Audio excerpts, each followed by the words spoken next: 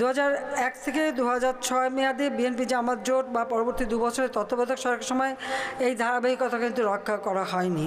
শুধু তাই না, আপনারা দেখেছেন 2013 সালে সরকার উৎখাতের আন্দোলনের নামে অগ্নি সন্ত্রাস করে মানুষকে যেমন হত্যা করা, তাছাড়া আমাদের বাস, ট্রাক, গাড়ি, রেল, লঞ্চ সেগুলি আগুনে জ্বালিয়ে দেওয়া আর বৃক্ষ নিধন করা।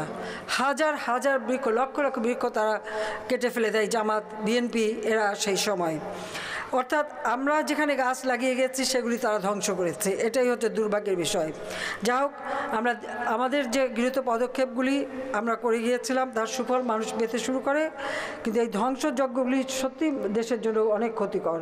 তবে 2009 সালে দ্বিতীয়বার সরকারে আসার পর আমাদের বৃক্ষরোপণ অভিযান আমরা ব্যবস্থা দিই। শুধু তাই নিয়ে 96 সালে আমি আরেকটা কাজ করেছিলাম, হেলিকপ্টারে করে আমাদের পার্বত্য এলাকা এবং চর অঞ্চলে ব্যাপকভাবে বীজ ছড়িয়ে দেওয়া, এবং সেটা কিন্তু এখনও আমাদের এয়ারফোর্স, নেভি, আমাদের কোস্টগার্ড, আর্মি সকলের উপরে নির্দেশ রয়েছে। পুলিশ ফোর্স থেকে শুরু করে আইনশৃঙ্খলাকারী সংস্থা, আমাদের অন্যান্য যে সমস্ত ফোর্স, প্রত্যেকের উপরে নির্দেশ, প্রত্যেকের যার যার নিজের জায়গায় ব্যাপকভাবে বৃক্ষরোপণ করবে, প্রত্যেকটা সদস্য ব্যাপকভাবে বৃক্ষরোপণ করবে আমাদের নির্দেশ ছিল, এবং সেটা এখনও আমরা অনুসরণ করে যাচ্ছি।